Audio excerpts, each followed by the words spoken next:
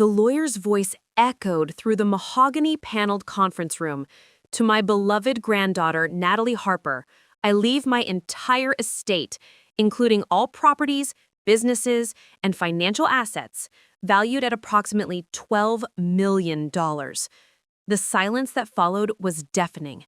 My Aunt Veronica's face drained of color, while my cousin Derek's mouth fell open in shock. Just 48 hours earlier, these same people had treated me like an unwelcome stranger at Grandpa Theodore's funeral. Now, they stared at me as if I'd stolen their birthright from beyond the grave.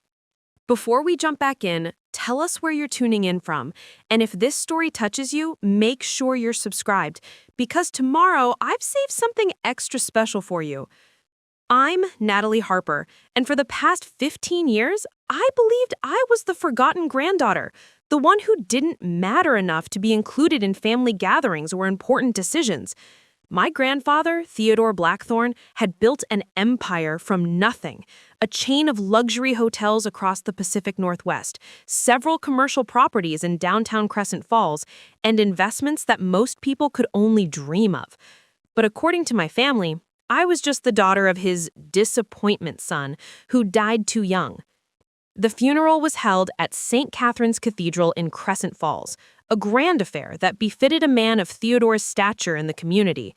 I'd driven 3 hours from my small apartment in Millbrook, wearing my only black dress and feeling every bit the outsider I'd always been made to feel.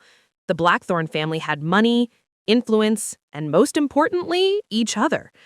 I had a job at a nonprofit and student loans that would follow me to my grave.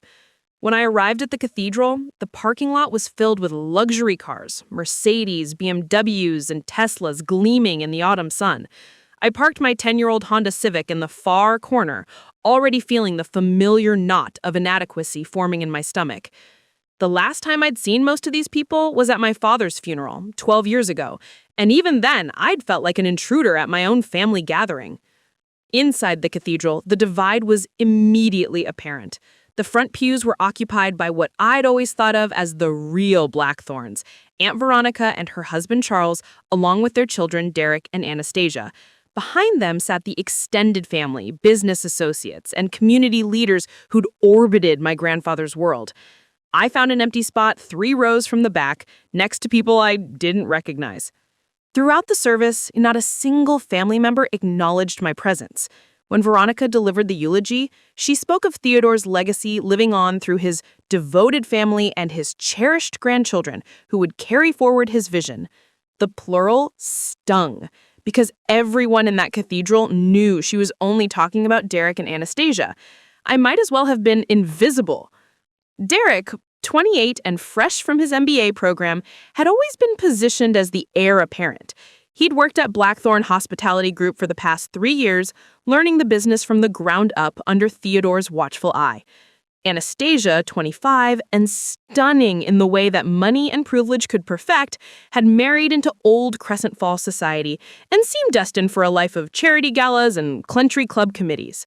Then there was me, 31, single, and working as a program coordinator for a children's literacy nonprofit in Millbrook.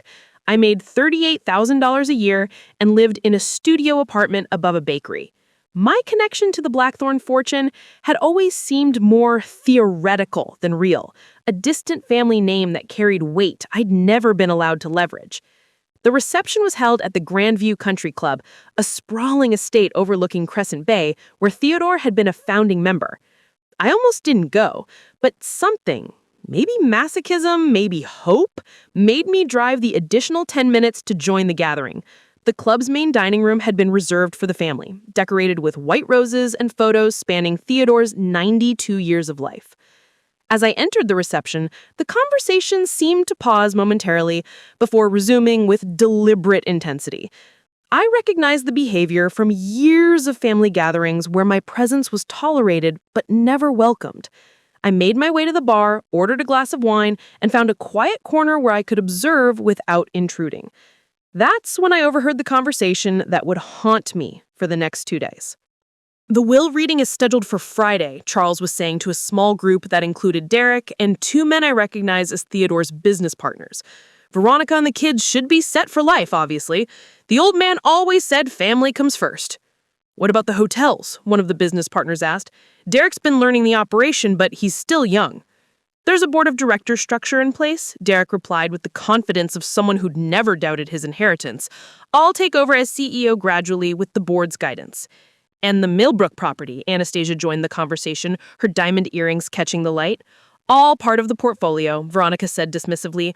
We'll need to review everything with the lawyers, of course, but Theodore was very clear about his intentions over the years. I stood there, wine glass in hand, listening to them divide up an empire as if I didn't exist. The Millbrook property they mentioned was particularly painful. It was in my town, a beautiful piece of lakefront land that Theodore had purchased years ago with plans to build a luxury resort. I'd driven past it countless times, never knowing my grandfather owned it. No one approached me during the entire reception. No one offered condolences or shared memories of Theodore. I was a ghost at my own grandfather's funeral, invisible and unacknowledged by the people who shared my blood. When I finally left around 7 that evening, I don't think anyone noticed my departure. The drive back to Millbrook was one of the longest of my life. I replayed every moment of the day, every slight and dismissal, every conversation that had excluded me. I thought about my father, Theodore's youngest son, Michael, who died in a car accident when I was 19. He'd been the artist in a family of business moguls, the dreamer in a family of pragmatists. I'd always wondered if my grandfather had been disappointed in his unconventional son, and, by extension, in me. That night, lying in my tiny apartment, I made peace with my role in the Blackthorne family story. I was the forgotten granddaughter, the one who'd inherited nothing but a name that carried weight I'd never be allowed to use. Derek would run the hotels, Anastasia would marry well and live beautifully, and I would continue my quiet life of helping children learn to read in a town no one in my family ever visited. I fell asleep that Wednesday night believing I'd attended my last Blackthorne family gathering. Thursday morning, I received a call that would change everything.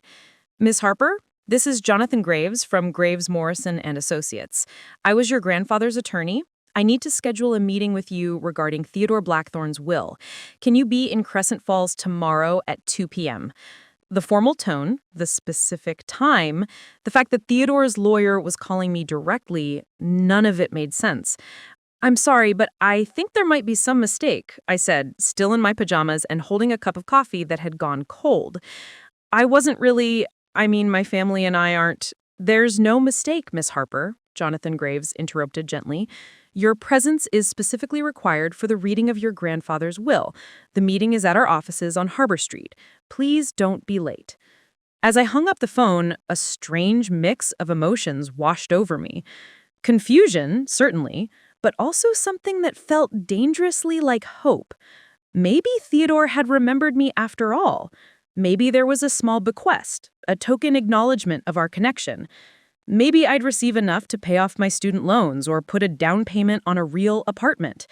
I had no idea that in less than 24 hours, my entire world would be turned upside down, and the family that had ignored me for decades would be forced to confront a truth that would shatter their carefully constructed expectations forever. Preparing and narrating this story took us a lot of time, so if you're enjoying it, subscribe to our channel. It means a lot to us. Now back to the story. Friday morning arrived with the kind of crisp October air that made Crescent Falls look like a postcard. I'd taken a personal day from work, telling my supervisor, Rachel, that I had family business to attend to. The irony wasn't lost on me. For the first time in years, I actually did have legitimate Blackthorne family business. The drive back to Millbrook gave me 90 minutes to spiral through every possible scenario. Maybe Theodore had left me his collection of vintage books, or perhaps a small monetary gift to help with my student loans. Maybe there was a letter explaining why our relationship had been so distant, or an apology for the years of exclusion. I kept my expectations low, having learned long ago that hoping for too much from the Blackthorne family only led to disappointment. Graves, Morrison & Associates occupied the top 3 floors of the Hartwell Building, a historic structure in downtown Crescent Falls that screamed old money and established power. The lobby was all marble and mahogany with oil paintings of distinguished men in suits who probably built half the city. I felt underdressed in my department store blazer and sensible flats, but I'd done my best to look professional for whatever minor inheritance awaited me. The elevator ride to the 15th floor felt eternal. My hands were sweating despite the building's perfect climate control, and I found myself rehearsing polite responses to whatever small gesture Theodore had made. "Thank you so much. This means the world to me. Grandfather was always so thoughtful. I'll treasure this forever." The law firm's reception area was intimidating in its understated elegance. Heavy wooden doors, leather-bound books lining built-in shelves, and a receptionist who looked like she belonged in a magazine spread about successful professional women. She directed me to a conference room where several people were already gathered. My heart sank when I recognized the familiar faces. Veronica sat at one end of the long table, dressed in a black Chanel suit that probably cost more than I made in 3 months. Her husband, Charles, flanked her right side, checking his Rolex with the impatience of a man who had more important places to be. Derek and Anastasia occupied chairs across from their parents, both looking like they'd stepped out of a Ralph Lauren advertisement. The only person I didn't recognize was an elderly man in an expensive suit who I assumed was Jonathan Graves himself. He stood as I entered, extending a hand with the practiced warmth of someone accustomed to handling delicate family situations. "Miss Harper, thank you for coming. I'm Jonathan Graves. Please take a seat wherever you're comfortable." The only empty chair was at the opposite end of the table from Veronica, which felt appropriate given our family dynamic. As I settled in, I could feel the weight of 4 sets of eyes assessing me with barely concealed disdain. No one offered a greeting or acknowledged my presence beyond necessary politeness. "Now that everyone's here," Graves began, "we can proceed with the reading of Theodore Blackthorne's last will and testament. Before we begin, I want to note that Mr. Blackthorne was of sound mind when he made his final revisions to this document just 6 months ago. 6 months ago. That detail caught my attention because it meant Theodore had been thinking about his legacy recently, not decades in the past when family relationships might have been different. Graves opened a leather portfolio and removed several documents.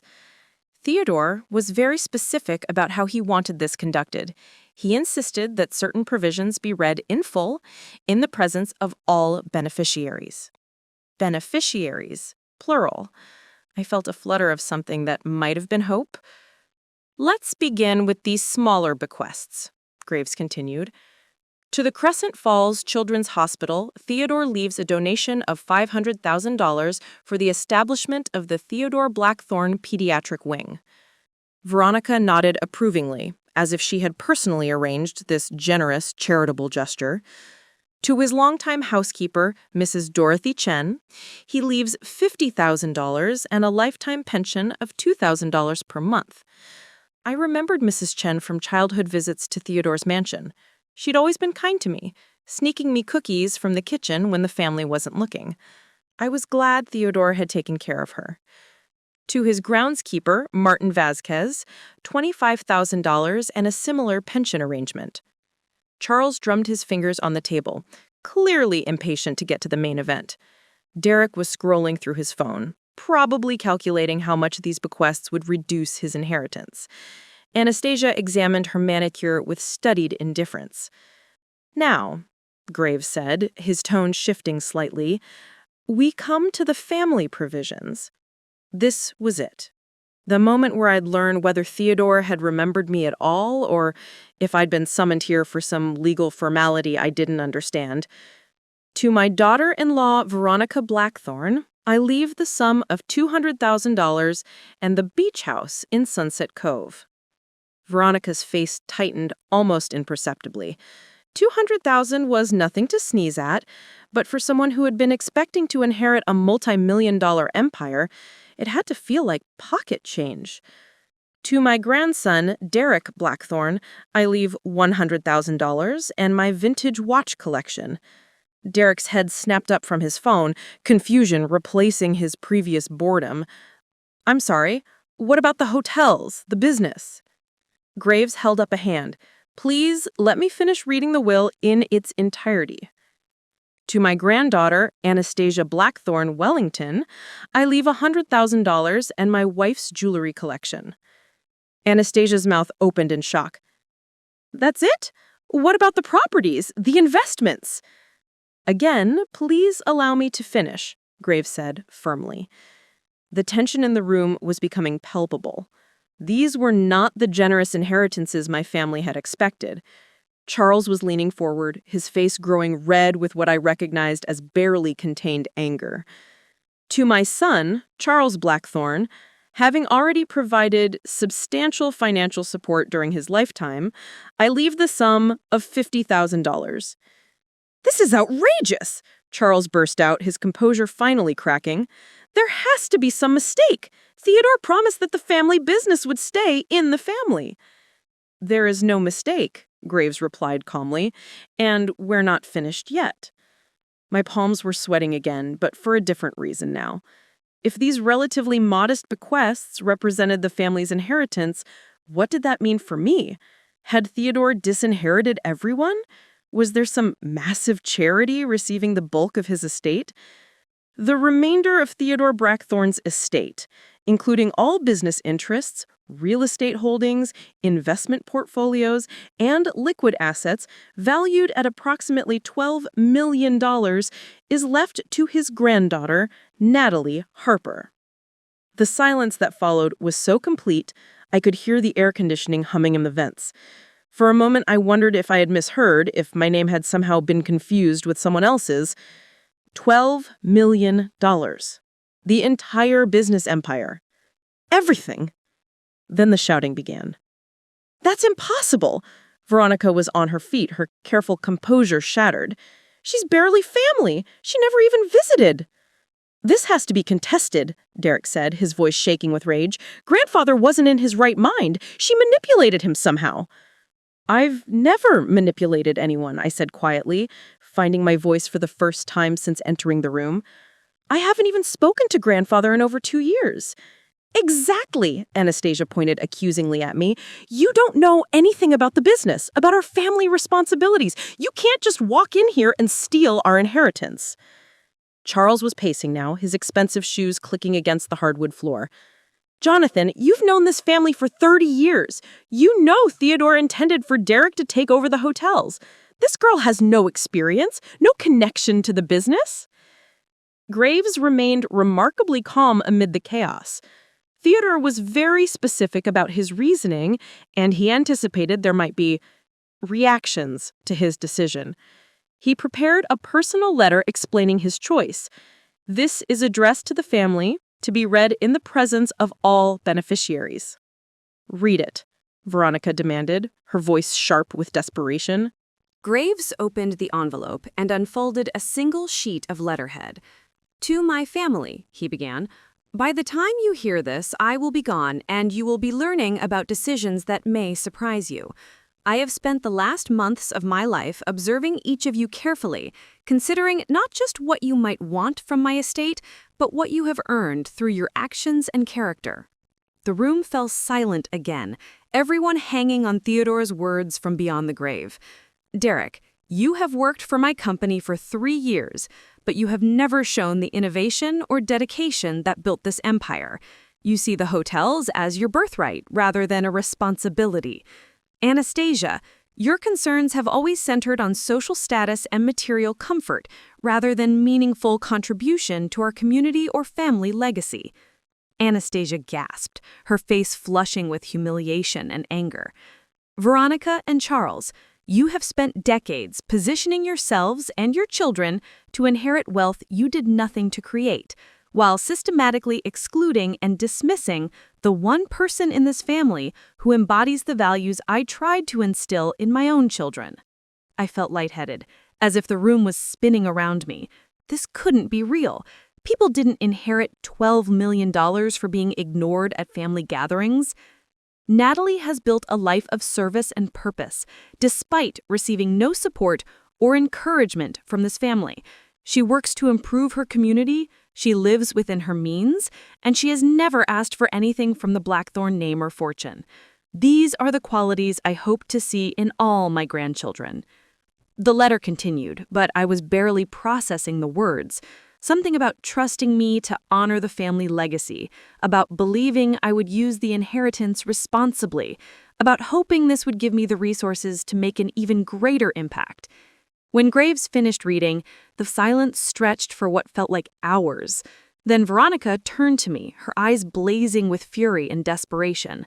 "You have to give it back," she said, her voice tight with barely controlled emotion. "This family, this business, it's been our whole life. You can't just take it from us." "I didn't take anything," I replied, my own voice shaking. "I didn't even know this was happening." "But you'll do the right thing," Derek said, leaning forward with what he probably thought was persuasive intensity. "You'll recognize that grandfather made a mistake. You'll transfer the inheritance to the people who actually deserve it." I looked around the table at these people who had ignored me for years, who had treated me like an unwelcome stranger at my own grandfather's funeral just days ago. Now they wanted me to hand over a fortune because they believed they deserved it more than I did. "I need time to process this," I said finally. "This is all very overwhelming." "Time?" Charles laughed bitterly. "You need time to decide whether to steal our family's legacy?" "It's not your legacy anymore," Graves interjected firmly. "According to Theodore Blackthorne's legally binding will, it belongs to Miss Harper." As I walked out of that conference room an hour later, my head was spinning with the magnitude of what had just happened. I was a millionaire. I owned hotels and properties and investments I couldn't even comprehend. But more than that, I finally understood that my grandfather had been watching, had been paying attention all along. The family that had dismissed me for decades would now have to reckon with the fact that the person they'd considered least worthy had been chosen to carry on Theodore's legacy. But as I drove back to Millbrook, I couldn't shake the feeling that this was just the beginning. The Blackthornes weren't going to accept this quietly, and I had no idea what I was about to face. "My grandfather died," I said carefully. "Theodore Blackthorne?" Rachel Spoon paused halfway to her mouth. "Blackthorne? As in Blackthorne Hotels? The Theodore Blackthorne who basically owns half of Crescent Falls? That would be him." "Natalie, why didn't you ever tell me you were related to one of the wealthiest families in the state?" Rachel's voice carried confusion rather than accusation, but I still felt defensive. "Because they never acted like I was family," I replied. "I was the granddaughter they forgot about, the one who didn't get invited to Christmas dinner or graduation parties. I went to the funeral and felt like an intruder the entire time. But surely there was some inheritance, even a token amount?" This was the moment I'd been dreading. "He left me everything, Rachel, the entire estate. Hotels, properties, investments, everything." The soup bowl slipped from Rachel's hands, clattering against the coffee table. "Everything? Natalie, are you saying you're a millionaire?" "Apparently 12 times over." The silence that followed felt heavy with unspoken questions. Rachel was looking at me as if I'd suddenly sprouted wings, and I understood her confusion. Yesterday, I'd been her colleague who brought bag lunches and shopped at thrift stores. Today, I was someone who could buy the entire building we were sitting in without making a dent in my bank account. "This is incredible," Rachel finally said. "This is life-changing. You can quit this job, travel the world, do whatever you want." "Can I asked, surprised by the uncertainty in my own voice. "Rachel, I don't know anything about running hotels or managing investments. And my family, my grandfather's other relatives, they hate me now.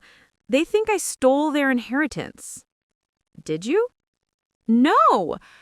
The answer came out more forcefully than I had intended.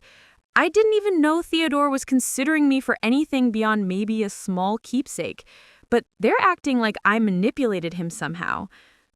Rachel leaned forward, her expression serious. "Natalie, you need to understand something.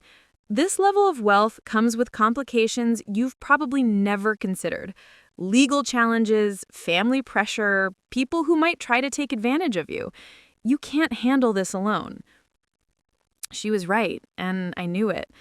The text messages and voicemails from the Blackthorne family had grown increasingly urgent over the weekend. Derek had left 3 messages demanding I call him back to discuss rectifying this situation. Veronica sent a text that was barely veiled emotional manipulation. Your grandfather would be heartbroken to see this family torn apart by greed. I think I need a lawyer, I said. Not Jonathan Graves, he represented Theodore, but I need someone who's working specifically for me. And a financial advisor, someone who can help me understand exactly what I've inherited and how to manage it responsibly. That afternoon, Rachel helped me research attorneys who specialized in estate and inheritance law. We found Miranda Torres, a partner at a respected firm in Crescent Falls who had excellent reviews and experience with complex family inheritance disputes. Her office could see me Wednesday morning. Tuesday brought an unexpected visitor. I was getting ready for work when someone knocked on my apartment door, an unusual occurrence, since most people used the bakery entrance downstairs. Through the peephole, I saw a woman in an expensive coat holding a manila envelope. "Miss Harper, I'm Patricia Wells from Wells & Associates. I represent Derek Blackthorne. Could we speak for a moment?" My stomach dropped. Derek had sent a lawyer to my apartment. I opened the door, but kept the chain latch engaged. I'm not comfortable discussing this without my own legal representation. Of course, I understand your caution, but Derek wanted to deliver this personally. She held up the envelope. It's a proposal that could benefit everyone involved. Against my better judgment, I took the envelope. I'll review it with my attorney. Miss Harper, Patricia said, her tone becoming more personal, I know this situation must be overwhelming for you. Derek and his family aren't trying to cheat you out of anything. They're simply hoping for a fair resolution that honors both your grandfather's wishes and the family's contributions to the business. After she left, I opened the envelope with shaking hands. Inside was a formal proposal for something called a family trust restructure. The legal language was dense, but the basic concept seemed to be that I would maintain nominal ownership of the estate while transferring operational control to Derek and Veronica. I would receive what they called a generous annual stipend of $200,000, while the family would manage the actual business operations. The proposal made it sound reasonable and even generous. They were offering me more money than I ever dreamed of having, while taking on the burden of actually running the hotels and managing the investments. But something about it felt wrong, like I was being asked to give up something I didn't fully understand yet. That evening, I called the one person I thought might have perspective on this situation. My college roommate, Sarah Chen, who had gone on to become a successful business consultant in Seattle. We'd stayed in touch sporadically over the years, but she was one of the few people in my life who understood both ambition and integrity. Natalie, it's so good to hear from you. How's the nonprofit work going? Actually, that's not why I'm calling. I took a deep breath. Sarah, if you inherited a business empire but knew nothing about running it, and the previous owner's family was pressuring you to essentially give it back to them, what would you do? Whoa, that's quite a hypothetical. Are we talking about a significant amount of money? $12 million. The pause on the other end of the line stretched for several seconds. Natalie, please tell me this isn't actually hypothetical. I spent the next hour explaining everything. Theodore's death, the funeral where I was ignored, the shocking will reading, and the family's increasingly desperate attempts to convince me to surrender control of the inheritance. First of all, Sarah said when I finished, congratulations! Your grandfather clearly saw something in you that he valued more than business experience or family loyalty. Second, under no circumstances should you sign anything that gives away control of your inheritance without fully understanding what you're giving up. But what if they're right? What if I'm not qualified to run hotels and manage investments? Then you hire people who are qualified, Sarah replied without hesitation. Natalie, wealthy people don't personally manage every aspect of their holdings. They hire competent professionals and make strategic decisions. The question isn't whether you can personally run a hotel, it's whether you can learn to make good decisions about who should run them for you. The family proposal offers me $200,000 a year to essentially step back and let them handle everything. And what's the annual revenue of the hotel chain? I realize I didn't know. I have no idea. That's the first thing you need to find out. Because if the hotels generate, say, $2 million in annual profit, then $200,000 is a reasonable payment for a passive investor. But if they generate $10 million in annual profit, then you're being offered pennies on the dollar to give up control of your own inheritance. Sarah's perspective was like a cold splash of water.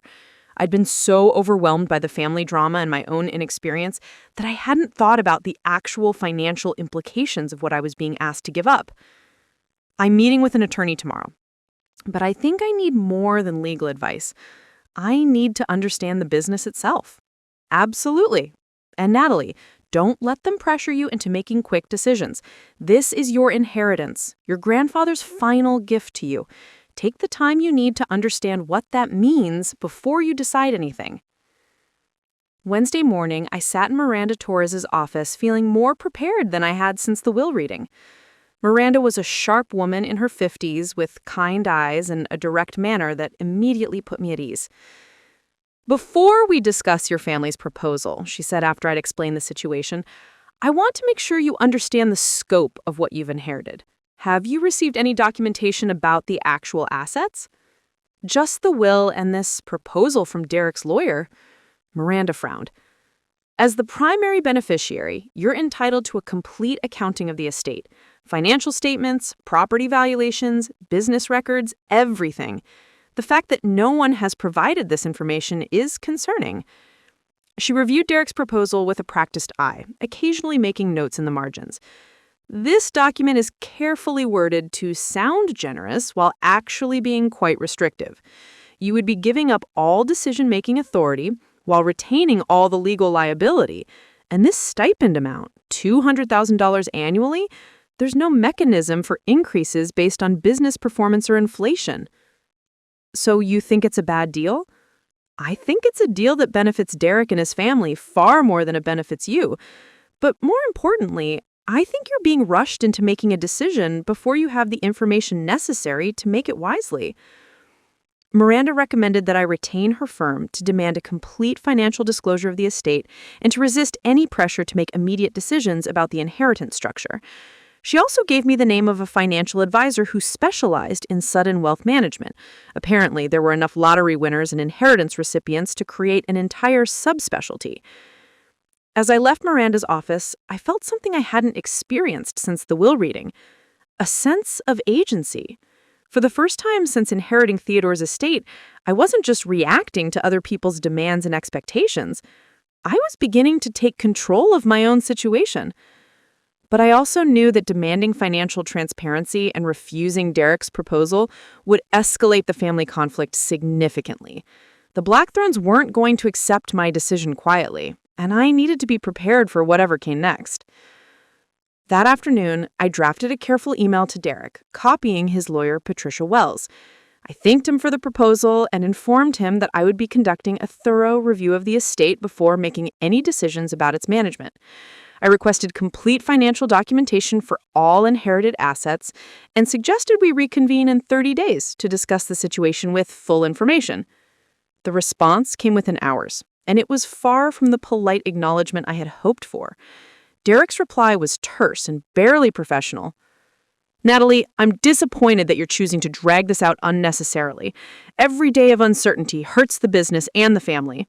I hope you'll reconsider your decision to involve outside lawyers in what should be a private family matter." But the follow-up call from Veronica that evening, that really shook me. Her voice was tight with barely controlled emotion as she delivered what could only be described as a threat disguised as concern. "Natalie, dear, I'm worried about the influence these lawyers might be having on you.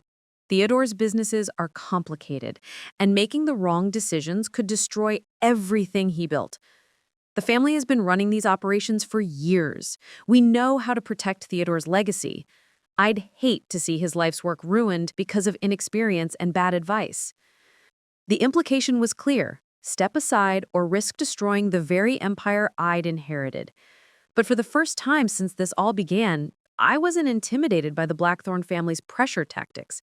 I had allies now, professionals who understood both the legal and financial aspects of my situation.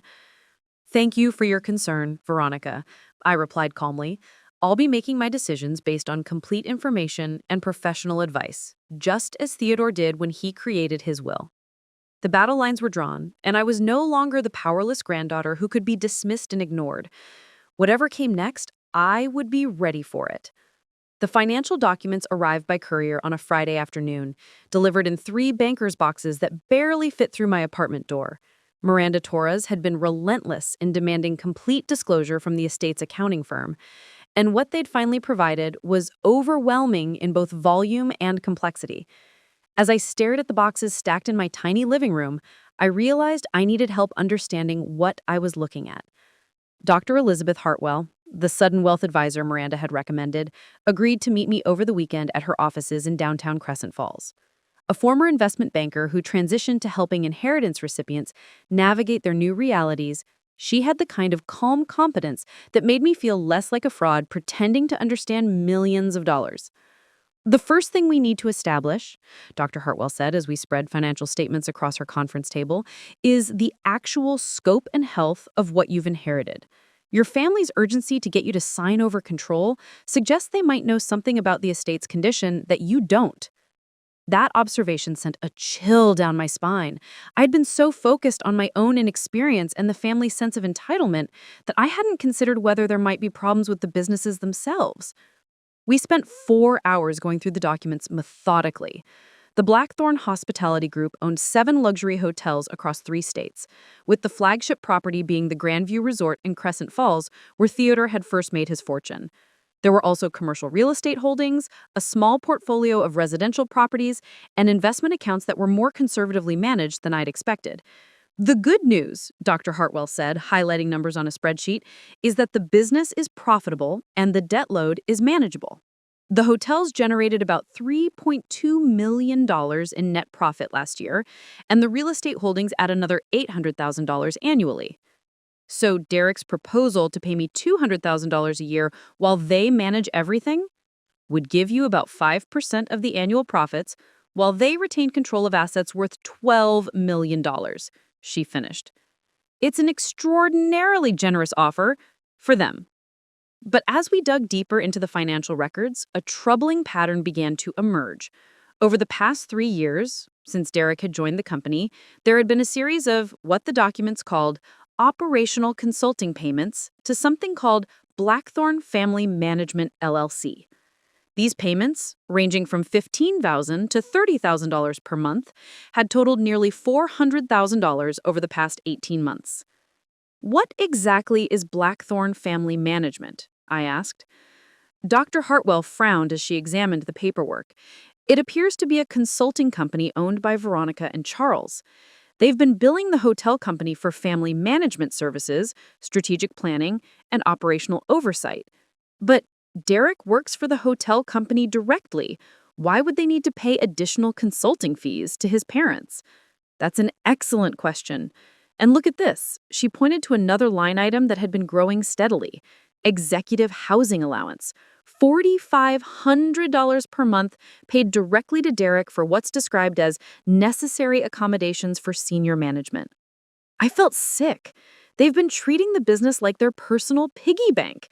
It appears that way. These kinds of related party transactions aren't necessarily illegal, but they should have been disclosed to the primary owner, your grandfather, and now to you. Dr. Hartwell recommended bringing in a forensic accountant to conduct a more thorough analysis, but even this preliminary review suggested that the Blackthorne family had been systematically extracting money from the business beyond Derek's official salary. The urgency of their pressure for me to sign over control was starting to make more sense. That evening, I called Sarah in Seattle to update her on what I'd discovered. Her reaction was immediate and sharp. "Natalie, you need to understand what this means. They've been embezzling from your grandfather's company, and now they're trying to get you to legitimize their theft by signing over control. If you agree to their proposal, you'll be enabling them to continue looting the business." But what if they argue that the payments were legitimate? Derek has been working there, and maybe Veronica and Charles were providing valuable consulting. Then they should be able to document exactly what services they provided and demonstrate that the fees were reasonable compared to market rates. But more importantly, those payments should have been approved by Theodore as the owner or by a proper board of directors. The fact that they're pushing so hard for you to sign away your oversight suggests they know these payments wouldn't survive scrutiny. Sarah's analysis crystallized something that had been bothering me since the will reading. The family's anger wasn't just about being passed over for the inheritance. It was about losing access to what appeared to be a systematic scheme to divert company profits to their personal benefit. Monday morning brought an unexpected call from someone named Margaret Foster, who identified herself as the former head of housekeeping at the Grandview Resort. "Miss Harper, I hope you don't mind me calling. I got your number from Mrs. Chen, Dorothy, who used to work for your grandfather. She said you inherited Mr. Theodore's estate." "Yes, that's right. How can I help you?" "Well, I'm not sure this is any of my business, but there are things that have been happening at the hotel that I think Mr. Theodore would have wanted you to know about, things that didn't seem right to those of us who worked there for a long time." Margaret had worked at the Grandview Resort for 15 years before retiring 6 months ago. What she told me painted a picture of a workplace that had changed dramatically since Derek took on a leadership role. "It started small," Margaret explained. "Derek would have his friends stay at the hotel for free, saying they were business guests. Then there were the family events, birthday parties, anniversary celebrations, all charged to the hotel's event budget as company functions. Mrs. Veronica started treating the hotel spa like her personal facility, bringing friends for treatments that were billed as staff wellness expenses." Did my grandfather know about any of this? Mr. Theodore's health was declining, and Derek was very careful about what information reached him. He'd tell us that his grandfather didn't want to be bothered with day-to-day operational details. But some of us had worked for Mr. Theodore for decades. We knew he would have cared about these things. Margaret's revelations were damning, but what came next was even more troubling. She put me in touch with James Morrison, the hotel's assistant manager, who had been let go 3 months earlier for what Derek called performance issues. James painted a picture of systematic mismanagement disguised as modernization. Derek convinced your grandfather that the hotel needed to update its systems and procedures, but instead of improving efficiency, he created layers of bureaucracy that made it easier to hide questionable expenses and transactions. What kind of questionable expenses? Vendor contracts that went to companies owned by family friends, paying premium rates for services we could get elsewhere for half the cost. A technology upgrade that cost $85,000 but consisted mainly of new laptops and phones for Derek and his friends. A marketing consulting contract with a firm in Seattle that charged $25,000 for a report that was mostly copied from industry publications. James had documentation. Emails, invoices, vendor contracts that showed a pattern of financial impropriety far beyond the consulting fees Dr. Hartwell had identified. He'd been collecting evidence because he'd planned to present it to Theodore, but Derek had fired him before he could arrange a meeting with my grandfather. "Why are you telling me this?" I asked. "Because Mr. Theodore was a good man who built something valuable, and I watched Derek start tearing it down piece by piece. I figured if his granddaughter inherited the business, she might want to know what she was really dealing with." That evening, I sat in my apartment surrounded by financial documents and handwritten notes from my conversations with Margaret and James, trying to process the scope of what I was uncovering.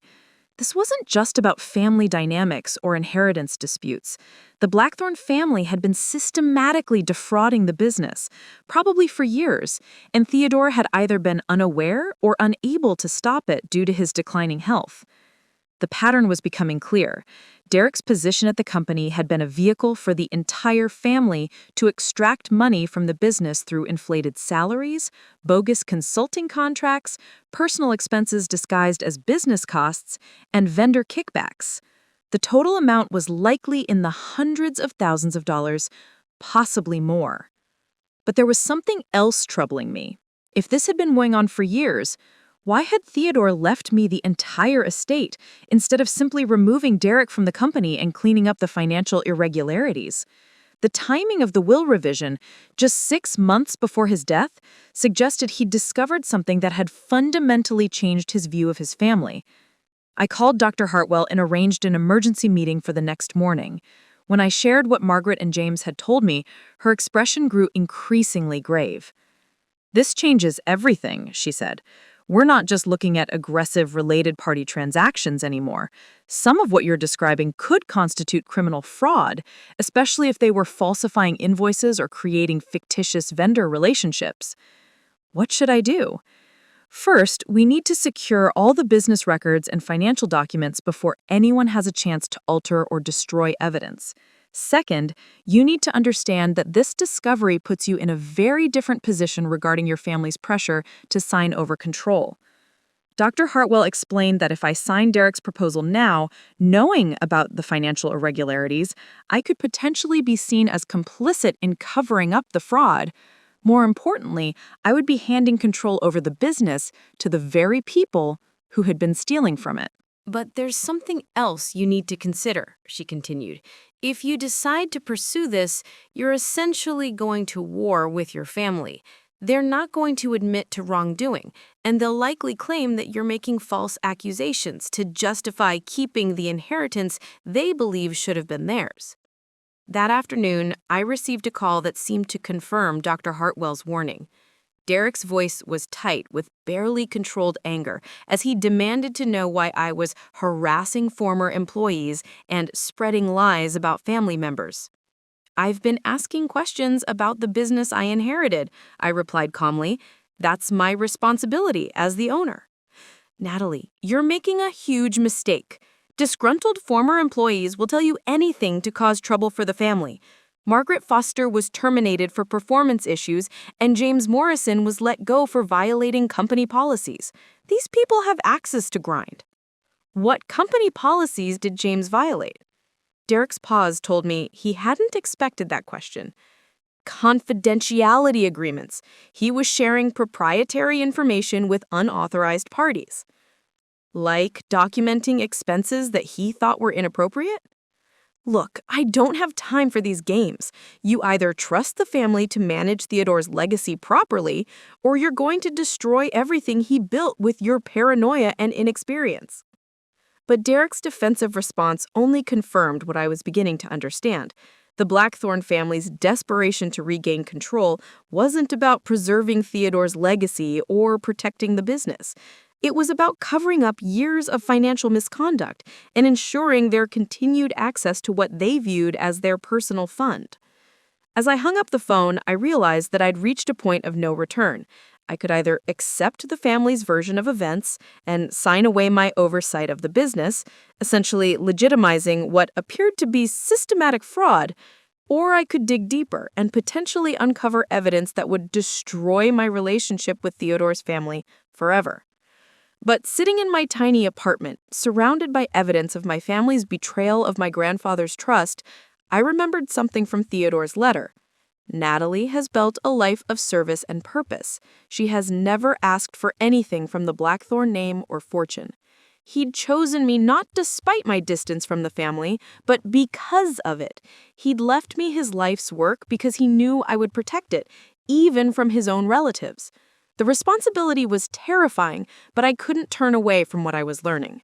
The next phase would require courage I wasn't sure I possessed, but I was beginning to understand that this inheritance came with an obligation that went beyond managing hotels and investment accounts.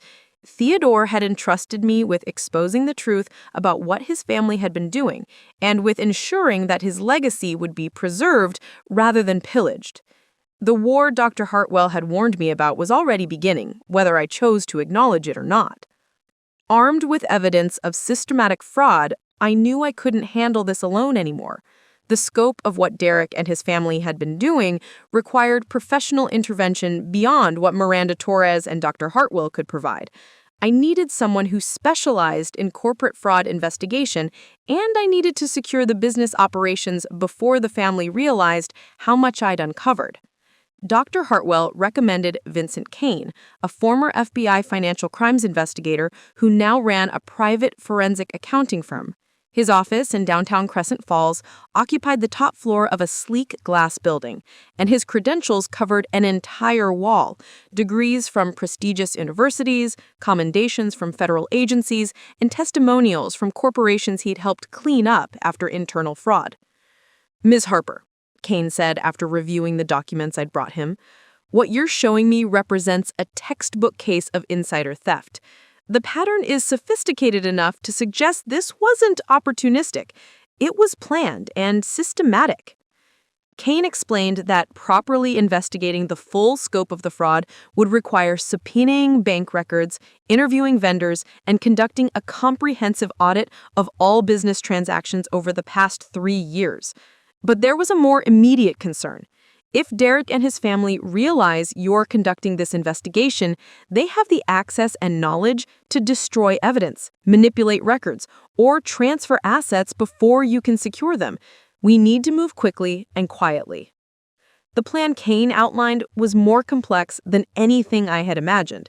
Instead of simply defending myself against the family's pressure, I would be taking proactive control of the entire situation. But Kane warned me that once we initiated this process, there would be no going back. "Your family will view this as a declaration of war. They'll likely file counter lawsuits, challenge your mental competency, claim you're acting under outside influence, anything to regain control or at least create chaos. Are you prepared for that level of conflict?" I thought about Theodore's letter, about the years I'd spent being dismissed and ignored by these people, about the employees like Margaret and James who'd tried to protect my grandfather's legacy only to be silenced or fired. The decision wasn't difficult. Yes, I'm prepared. But first, I needed to secure my own position. The forensic investigation and legal maneuvering would be expensive, and I realized I needed immediate access to funds that the family couldn't freeze or challenge. Dr. Hartwell arranged an emergency meeting with the estate's primary bank where I was able to establish my identity as the sole beneficiary and transfer $500,000 into new accounts that only I controlled. The banker, Patricia Nguyen, was clearly familiar with the Blackthorne family and seemed surprised to be working with me instead of Derek or Veronica. "I haven't seen you at any of the quarterly business reviews," she mentioned as we completed the paperwork. "I've been excluded from family business matters until recently," I replied carefully. "That's going to change." Patricia's expression suggested she understood more than she was saying. Mr. Theodore was very particular about financial oversight. He required detailed quarterly reports and insisted on approving any expenditures over $10,000. That level of scrutiny became more relaxed in his final months. Another piece of the puzzle clicked into place. Theodore's declining health had created an opportunity for the family to increase their theft, knowing his oversight was diminishing. But his decision to revise his will just months before his death suggested he'd retained enough awareness to recognize what was happening. That evening, I made a decision that would have seemed impossible just weeks earlier. I called the Grandview Resort directly and asked to speak with Derek in his capacity as general manager. When he came on the line, his voice carried the confident tone of someone who still believed he was in control. "Natalie, I'm glad you called. Have you had a chance to reconsider our proposal? I think if we sit down together, we can work out an arrangement that benefits everyone." "Actually, Derek, I'm calling to inform you that I'll be conducting a comprehensive review of all business operations, starting Monday. I'll need complete access to financial records, vendor contracts, and employee files." The pause that followed was long enough for me to hear background noise from the hotel lobby. When Derek spoke again, his tone had shifted significantly. "That's really not necessary. I can provide you with summary reports that will give you everything you need to understand the business operations. I prefer to review the primary documents myself."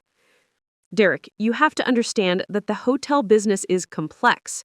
Without proper context, financial records can be misleading. Let me arrange for our accountant to walk you through everything." "Derek, I'm not asking for your permission or your assistance. I'm informing you of my decision as the owner of these businesses." The silence stretched even longer this time. When Derek finally responded, the polite facade was completely gone. "You're making a serious mistake. These businesses require expertise and relationships that took years to develop. If you start disrupting operations based on incomplete understanding, you could destroy everything Theodore built." "I'll take that risk." Friday morning, Vincent Kane's team arrived at the Grandview Resort armed with laptops, portable scanners, and a legal document Miranda had prepared that granted them unlimited access to all business records.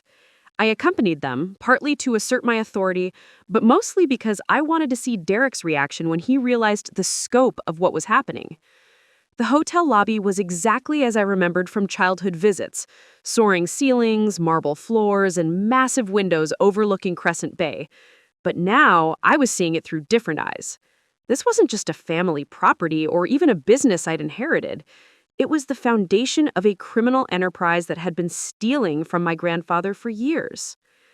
Derek met us in the lobby, flanked by two men I didn't recognize, who introduced themselves as the hotel's operations manager and head of security. His demeanor was carefully controlled, but I could see tension in his posture and around his eyes. "This is highly irregular," he said after reviewing Miranda's document. "Major operational changes require board approval and proper notification of key stakeholders." According to your grandfather's corporate structure, Miranda replied smoothly, "Natalie holds majority control of the board as sole inheritor. She is the key stakeholder." Kane's team worked methodically, photographing documents, copying computer files, and conducting brief interviews with department heads. Derek shadowed them constantly, occasionally objecting to specific requests, but unable to legally prevent their access. I watched him make several phone calls from the lobby, speaking in urgent, hushed tones. Around noon, Veronica arrived with Charles and another man who introduced himself as the family's attorney, Lawrence Mitchell. The conference that followed in Derek's office was tense and barely civil. "This harassment has to stop," Lawrence began without preamble. "Ms. Harper has no operational experience and no legal right to disrupt ongoing business operations based on unfounded suspicions." "What financial irregularities?" Veronica demanded, her voice sharp with outrage. "This family has sacrificed for years to build these businesses. Derek has worked tirelessly to modernize operations and improve profitability." I'd been silent during most of the exchange, but Veronica's claim about sacrifice triggered something in me. Sacrifice? Like the $400,000 in consulting fees paid to your family management company? Or the $54,000 in executive housing allowances Derek has received for living in a company-provided apartment? The reaction was immediate and telling. Charles's face flushed red, while Veronica's mouth opened and closed without producing words. Derek recovered first, but his response was clearly rehearsed. "Those payments were approved business expenses for legitimate services.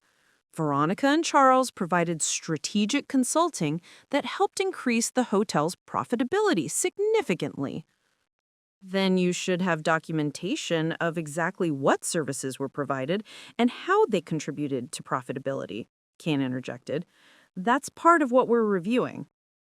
Lawrence tried to regain control of the conversation. "Miss Harper, we strongly advise you to reconsider this adversarial approach. Family businesses require trust and cooperation. This investigation is poisoning relationships that will be essential for long-term success." But I was no longer the overwhelmed granddaughter who could be intimidated by family pressure and legal threats. The evidence of systematic theft had clarified everything for me. This wasn't about family relationships or business cooperation. It was about stopping a criminal enterprise and honoring my grandfather's trust in me. "The relationships were poisoned long before I inherited anything," I replied calmly. "The question now is whether this business will be run legally and ethically going forward." That afternoon, Kane's preliminary findings confirmed my worst suspicions.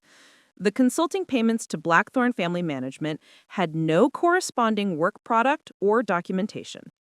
Derek's housing allowance exceeded market rates for comparable accommodations by more than 200%. The vendor contracts James had identified were indeed inflated, with several companies proving to be shell corporations owned by family friends. But the most damaging discovery was a series of cash withdrawals from hotel accounts totaling nearly $80,000 over the past year that had been categorized as miscellaneous operational expenses. When Kane cross-referenced these withdrawals with Derek's personal bank deposits, the correlation was unmistakable. "This isn't just creative accounting," Kane explained as we reviewed his findings. "These are criminal acts. Embezzlement, fraud, possibly money laundering, depending on how the shell corporations were structured." The scope of the theft was staggering. Kane estimated that the family had stolen close to $600,000 from the business over the past 3 years, with the rate of theft accelerating as Theodore's health declined. The pattern suggested they'd been planning to extract as much as possible before his death, probably expecting that Derek's inheritance would allow them to cover their tracks permanently. But Theodore's unexpected decision to leave everything to me had disrupted their timeline and left them exposed. Their desperate attempts to pressure me into signing over control weren't about family loyalty or business expertise. They were about avoiding criminal prosecution. That evening, as I sat in my apartment reviewing Kane's report, I felt a profound shift in how I understood both my inheritance and my responsibilities. Theodore hadn't just left me money and property, he'd left me the evidence and authority necessary to expose years of theft and to ensure that his life's work would be preserved rather than pillaged. The family that had dismissed me for decades was about to discover that the granddaughter they'd ignored possessed both the resources and the determination to hold them accountable for their crimes. The real battle was just beginning, but for the first time since the will reading, I felt confident about the outcome. They'd underestimated me for years, treating me as insignificant and powerless. Now they would learn that Theodore's choice had been brilliant in ways they couldn't have imagined. The forgotten granddaughter was about to become their worst nightmare. Monday morning, I walked into the Grandview Resort not as the forgotten granddaughter, but as the owner with evidence of criminal fraud and the legal authority to act on it. Vincent Kane's team had worked through the weekend, and their findings were devastating enough to justify immediate intervention. I was no longer investigating potential problems. I was stopping an active crime in progress. The first order of business was securing the financial accounts. Miranda had prepared emergency court filings that would freeze all business accounts pending resolution of the fraud investigation. But I decided to take a more direct approach. As the sole owner, I had the legal right to change banking authorizations immediately. At 9 a.m. sharp, I arrived at Coastal First Bank with Patricia Nguyen and 2 security guards Kane had recommended. The meeting with the bank's senior management was brief and decisive. All accounts associated with Blackthorne Hospitality Group would now require my personal signature for any transaction over $1,000. Derek, Veronica, and Charles were immediately removed from all account access. "This is going to create operational difficulties," warned the bank's vice president, Thomas Reed. "Hotel operations require quick access to funds for daily expenses, payroll, vendor payments." "I understand. That's why I'm implementing new management procedures effective immediately." The second phase of my plan was already in motion. Kane had contacted Meridian Executive Services, a firm specializing in emergency business management. By 10 a.m., 3 experienced hotel executives had arrived at the Grandview Resort with authority to oversee all operations while I sorted out the fraud investigation. Leading the team was Rebecca Santos, a former Marriott Regional Manager with 20 years of experience in luxury hospitality. She was exactly what I needed. Competent, no nonsense, and completely unconnected to the Blackthorne family drama. "Miss Harper," Rebecca said as we reviewed the hotel's organizational chart, "the most important thing is maintaining guest service standards while we transition management. Your guests don't need to know there's internal upheaval, and your employees need to understand that their jobs are secure. Derek was waiting in the lobby when Rebecca and I returned from our facilities tour. His carefully maintained composure was showing cracks, and I could see the desperation he was trying to hide behind professional courtesy.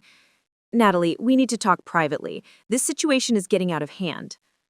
"Actually, Derek, anything you want to discuss can be said in front of Rebecca. She's the interim general manager as of today." The color drained from Derek's face. "You can't just remove me from my position. I have an employment contract, and there are proper procedures for management changes." Miranda stepped forward, handing Derek a formal notification document. "Your employment is being terminated for cause, effective immediately.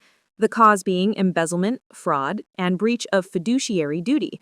You have 1 hour to collect your personal belongings under security supervision." Derek's mask finally slipped completely. "This is insane! You're destroying a family business based on lies and misunderstandings. Grandfather would be ashamed of what you're doing to his legacy." "Theodore's legacy," I replied calmly, "was building an honest business that served its community and employees. What you've been doing is stealing from that legacy. The only thing I'm destroying is your ability to continue committing crimes." The scene that followed was both satisfying and painful to watch. Derek called Veronica, speaking in urgent, panicked tones about frozen accounts and employment termination. Within 30 minutes, Veronica and Charles arrived with Lawrence Mitchell in tow, their attorney looking grim and overworked. "This vendetta has gone too far," Lawrence announced to the assembled group in Derek's former office. "Miss Harper is making serious accusations without due process or proper investigation. We demand that these precipitous actions be reversed immediately."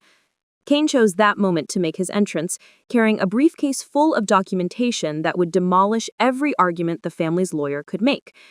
"Mr. Mitchell, I'm Vincent Kane, forensic accountant. I think you should review these findings before making any demands about due process." Kane methodically laid out the evidence. Bank records showing the correlation between hotel cash withdrawals and Derek's personal deposits, invoices from shell companies that had no business address or work product, email communications between Derek and vendors discussing inflated billing arrangements, and accounting records that were deliberately falsified to hide the theft. "This isn't a family dispute or misunderstanding," Kane explained. "This is a criminal enterprise that has stolen approximately $600,000 from the business over 3 years. Every transaction is documented, every pattern is clear, and every piece of evidence points to systematic fraud orchestrated by Derek Blackthorne with the knowledge and participation of Veronica and Charles Blackthorne." Lawrence Mitchell's expression grew increasingly troubled as he reviewed the documentation. As a lawyer, he clearly understood the legal implications of what he was seeing. His clients weren't just facing civil litigation, they were looking at potential criminal charges. "We need to discuss this privately," he said finally, gathering the documents. "No," I interrupted. "The time for private discussions is over.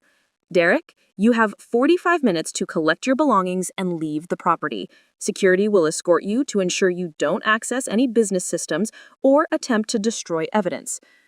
The humiliation was complete and public. Derek, who had swaggered through this hotel for years as the heir apparent, was being marched out by security guards while employees watched from doorways and service corridors. Some looked shocked, others seemed unsurprised, and a few, particularly the longer-term staff who remembered Theodore's management style, appeared almost relieved. But removing Derek was only the beginning. The third phase of my strategy was the most decisive. I was taking direct control of the other 6 Blackthorne properties. Kane's investigation had revealed that the fraud extended beyond the Grandview Resort, with similar patterns of theft at every location where Derek had operational authority. By Wednesday, I had interim managers in place at all 7 hotels, supported by Meridian Executive Services and overseen by Rebecca Santos as regional director. The transition was remarkably smooth. Kane's team had prepared detailed briefings for each new manager, highlighting the specific fraud patterns they needed to watch for and the financial controls that needed to be implemented immediately. The family's response was swift and predictably desperate. Thursday morning brought a lawsuit filed by Veronica and Charles, claiming that I was mentally incompetent and acting under the undue influence of outside advisors who were manipulating me for their own financial gain. They demanded emergency court intervention to restore Derek to his management position and return control of the business to qualified family members. Miranda had anticipated this tactic. It's a standard response when families lose control of inherited wealth. They attack your competence because they can't defend their actions. Our response was devastating in its simplicity. We provided the court with complete documentation of the fraud investigation, financial records showing the systematic theft, and testimony from employees who had witnessed the inappropriate use of business assets. We also included psychological evaluations I had undergone at Miranda's suggestion, demonstrating my mental competence and decision-making capacity. But the most powerful element of our filing was a detailed financial analysis showing how the business had actually improved since I took control. Rebecca Santos had implemented proper oversight procedures, eliminated the fraudulent vendor contracts, and stopped the drain of stolen funds. In just 1 week, the hotel group's cash flow had improved by more than $15,000. Your Honor, Miranda argued during the emergency hearing, Miss Harper isn't destroying the business, she's saving it from systematic criminal activity. The family's real concern isn't her competency, but their loss of access to funds they've been stealing for years. The judge, Patricia Morrison, was clearly unimpressed with the family's arguments. After reviewing our documentation, she denied their request for emergency intervention and scheduled a full hearing for the following month. More importantly, she upheld my authority to manage the business and maintain the fraud investigation. Outside the courthouse, Lawrence Mitchell made one final attempt at negotiation. Ms. Harper, my clients are willing to discuss restitution arrangements that could resolve this matter without criminal prosecution. Perhaps we could arrange a payment plan that would compensate the business for any irregularities in past transactions. You mean a payment plan to return the money they stole? I asked. A settlement that acknowledges accounting discrepancies without admitting to criminal wrongdoing. I looked at Derek, Veronica, and Charles standing behind their lawyer, their faces masks of barely controlled desperation. These people had treated me as invisible for decades, had stolen from my grandfather's business while he was dying, and had tried to pressure me into legitimizing their crimes by signing over control of my inheritance. No, I said simply. There won't be any settlement that allows them to avoid accountability for what they've done. The power dynamic had shifted so completely that it was almost surreal.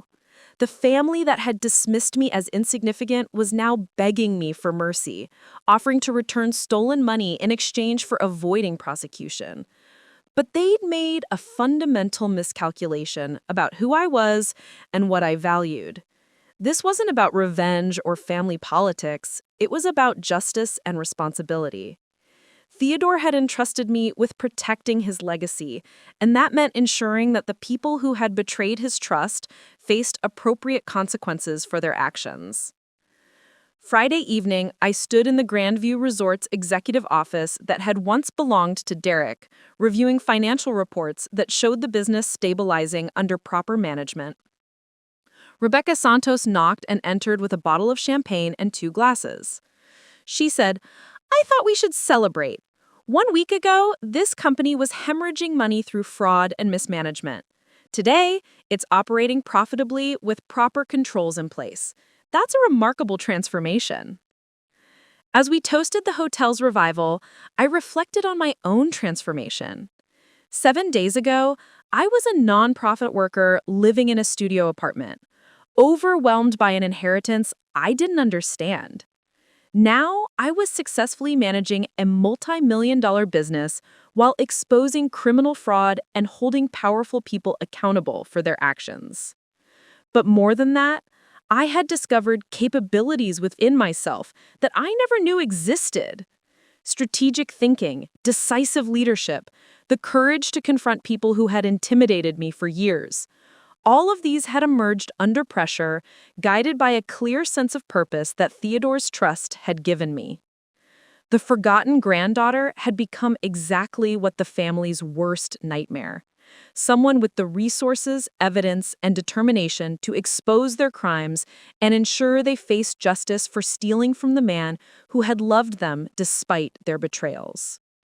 The real confrontation was still ahead, but I was no longer approaching it with fear or uncertainty. I was approaching it with the confidence of someone who held all the cards and the moral authority to play them decisively. The full court hearing arrived on a gray November morning that seemed to match the somber weight of what was about to unfold. Judge Patricia Morrison's courtroom was packed with more people than I had expected. Not just the immediate family and lawyers, but hotel employees, business associates, and community members who had heard about the case through Crescent Falls' efficient gossip network.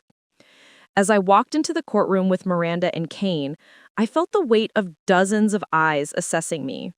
Some faces showed curiosity, others skepticism, and a few, particularly among the hotel staff who had attended, displayed what looked like quiet support. For many of these people, this hearing would determine whether their workplace would continue under stable, honest management or be thrown back into the chaos of family manipulation. Derek sat at the plaintiff's table with his parents and Lawrence Mitchell, all of them wearing expensive suits that projected confidence they clearly didn't feel. Veronica's jewelry caught the courtroom lights, a deliberate display of wealth designed to suggest that people of their standing shouldn't be subjected to such proceedings. But Charles kept checking his watch, as if this entire matter was an inconvenient interruption to more important business. But Derek's demeanor struck me most forcefully. The arrogant confidence he'd displayed for years had been replaced by something desperate and cornered. He kept glancing around the courtroom, his eyes never settling on one place for long, like someone looking for an escape route that didn't exist. Judge Morrison called the proceedings to order with the kind of no-nonsense efficiency that suggested she'd already formed preliminary opinions based on the extensive documentation both sides had filed. Her first statement set the tone for everything that followed. This case involves serious allegations of financial misconduct within a family business, as well as competing claims about mental competency and business management authority. The court has reviewed substantial evidence submitted by both sides, and I want to make clear that these proceedings will focus on facts and documentation rather than family grievances or emotional appeals. Lawrence Mitchell rose to present the family's case, and his opening statement revealed just how weak their position had become. Instead of defending Derek's actions or challenging the evidence of theft, he focused almost entirely on attacking my character and competency. Your Honor, Miss Harper's sudden transformation from disinterested family member to aggressive business owner raises serious questions about her motivations and mental state. For 31 years, she showed no interest in the family business, no involvement in family affairs, no relationship with her grandfather beyond occasional holiday visits.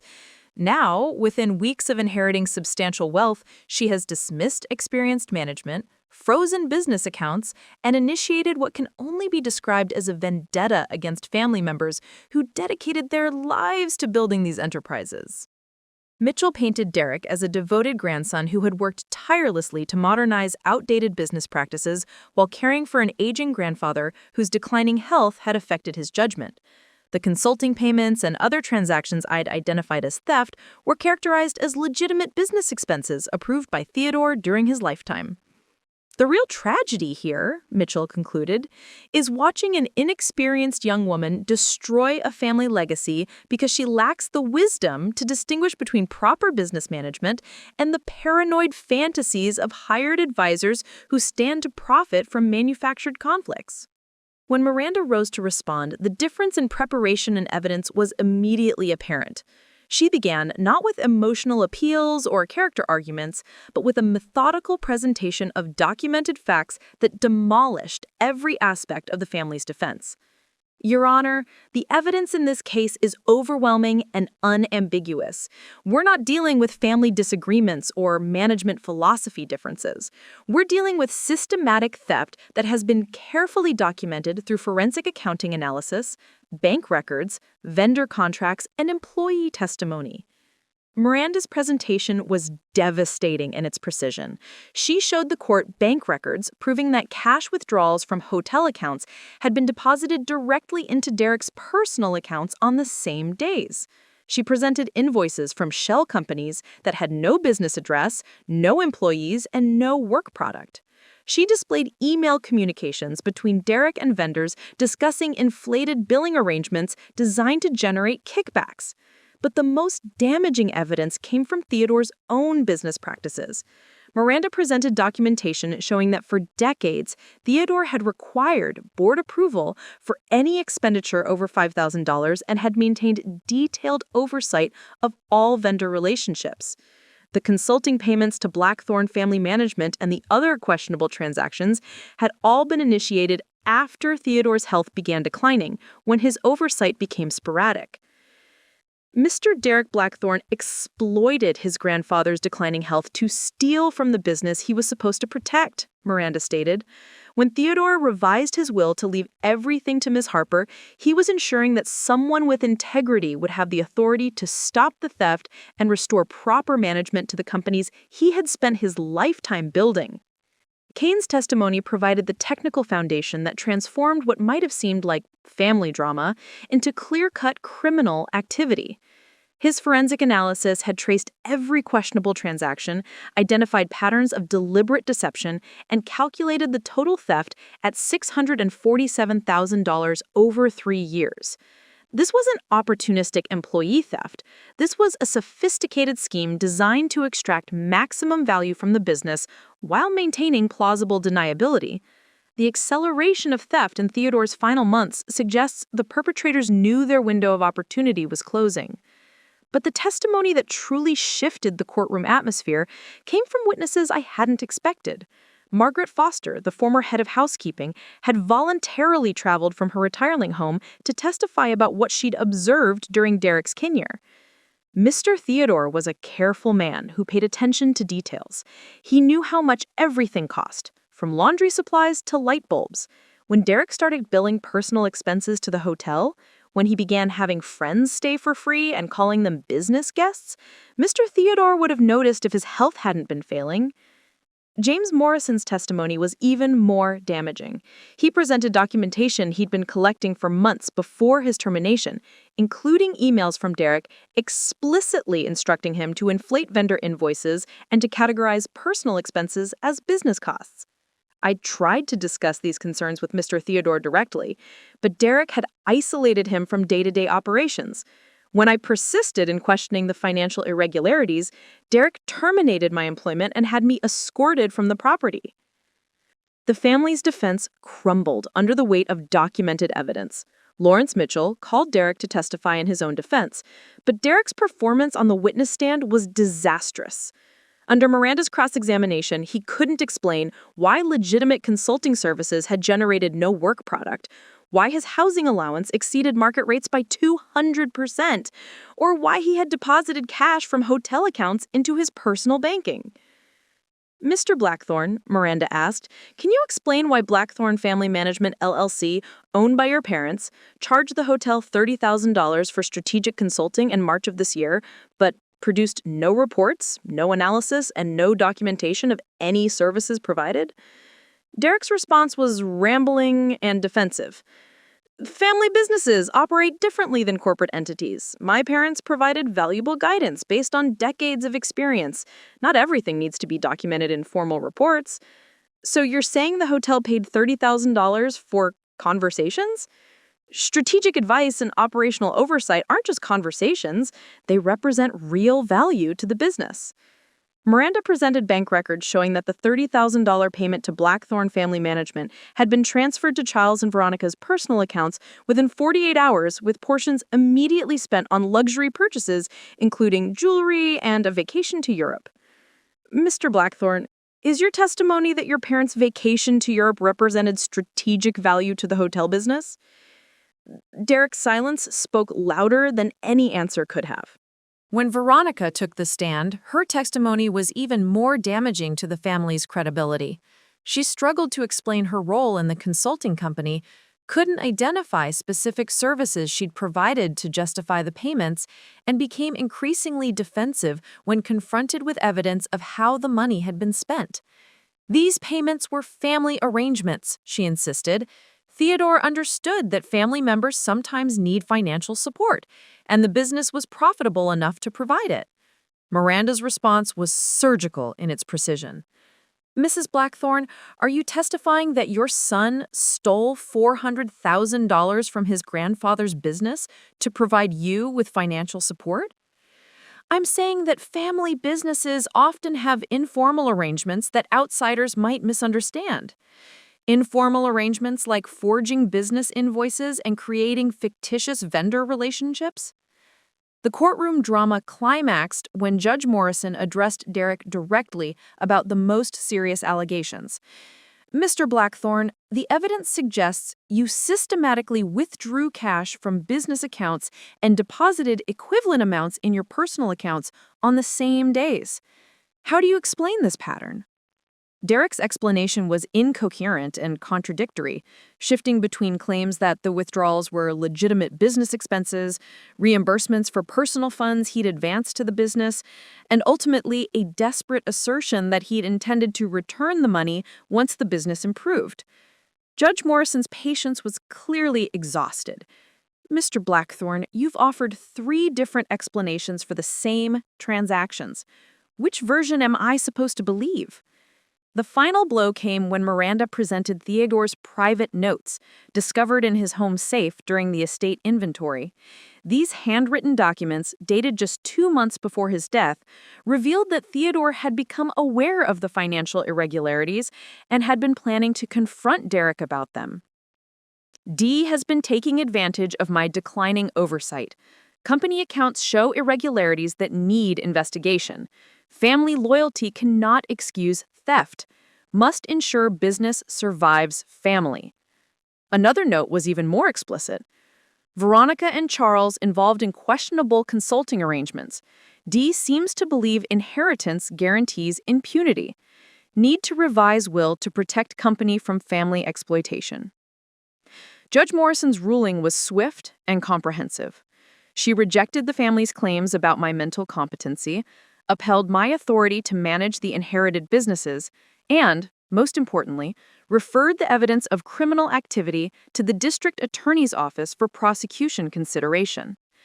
The evidence presented in this case demonstrates systematic theft from family businesses by individuals who exploited their positions of trust and their grandfather's declining health. Ms. Harper's actions to stop this theft and implement proper management oversight represent responsible stewardship of her inheritance, not mental incompetency or family vendetta.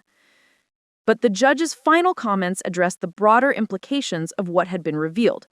This case serves as a reminder that family relationships do not excuse criminal behavior, and that fiduciary responsibilities cannot be subordinated to family loyalty.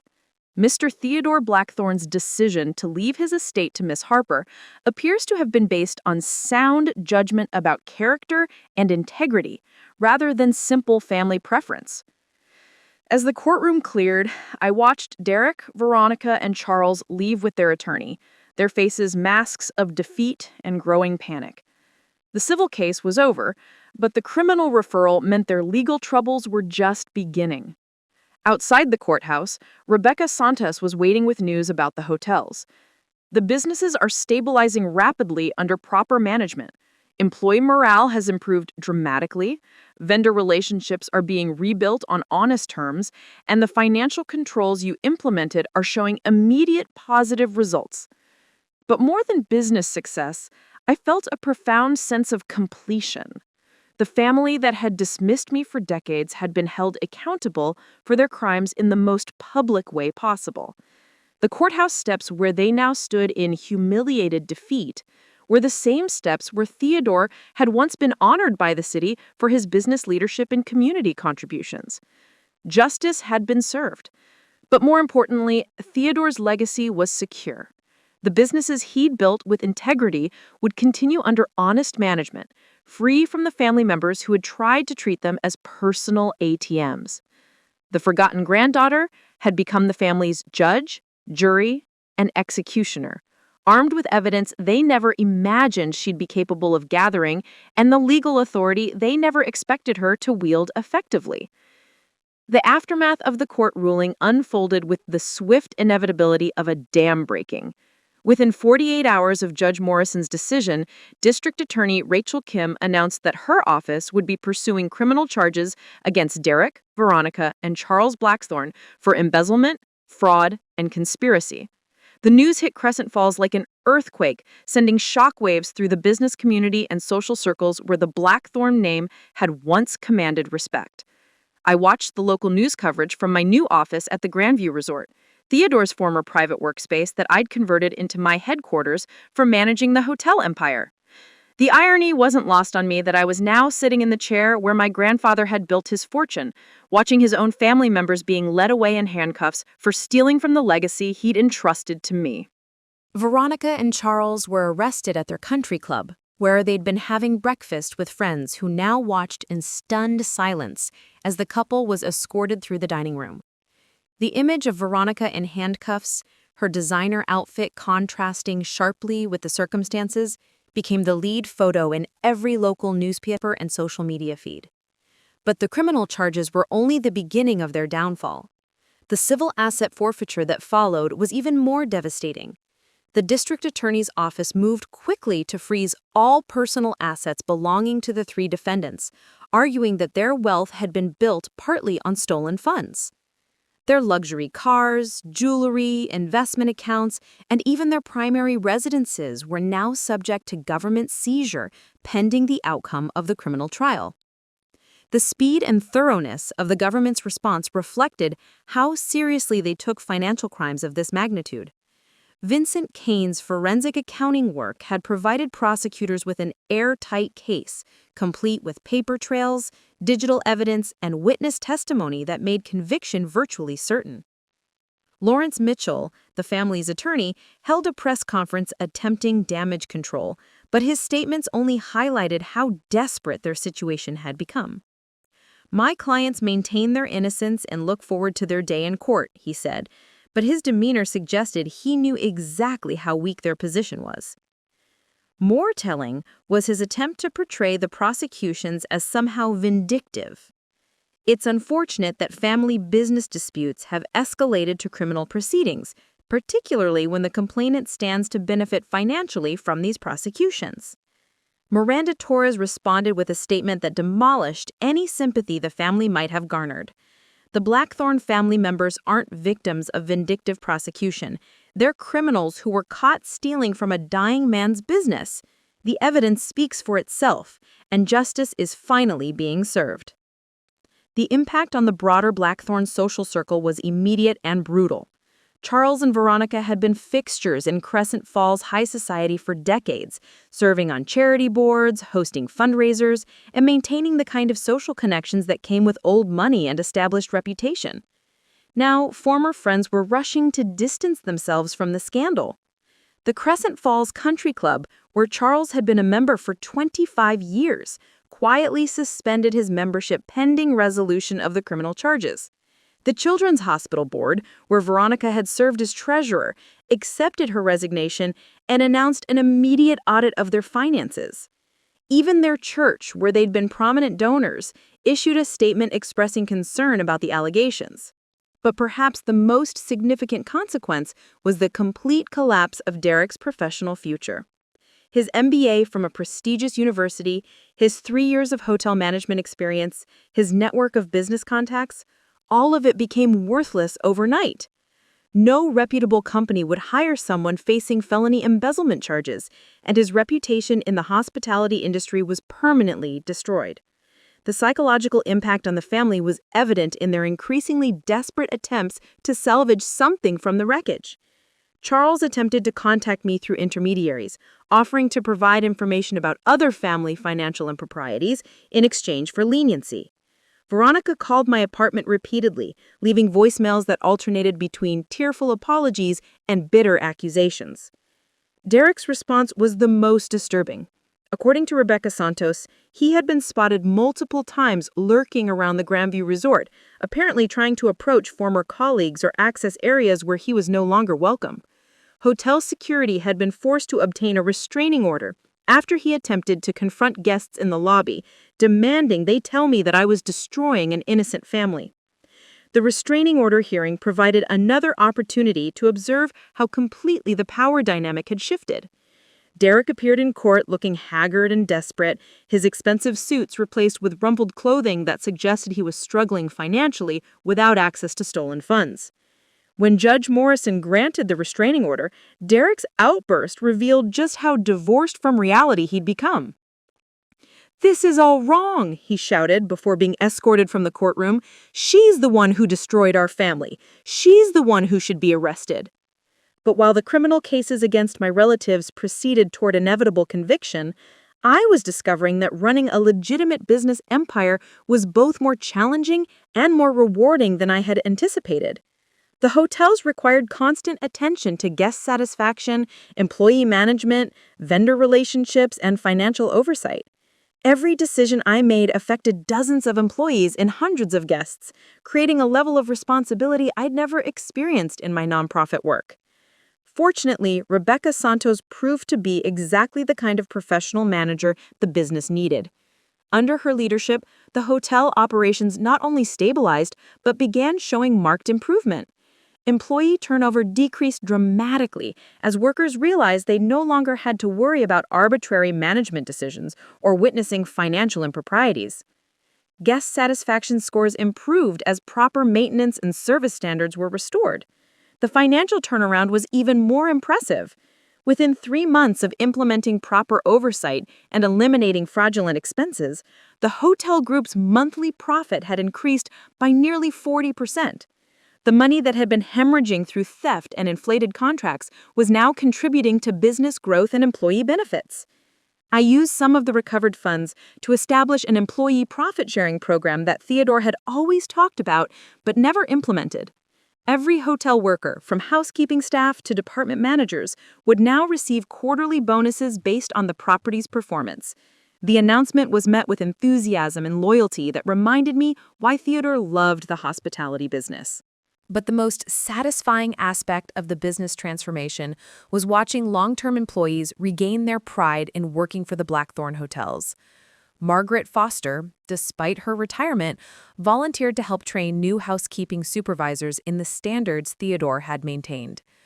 James Morrison, after his wrongful termination was reversed with back pay, returned as assistant general manager with a renewed commitment to operational excellence. "Mr. Theodore would be proud of what you've accomplished," Margaret told me during one of her training visits.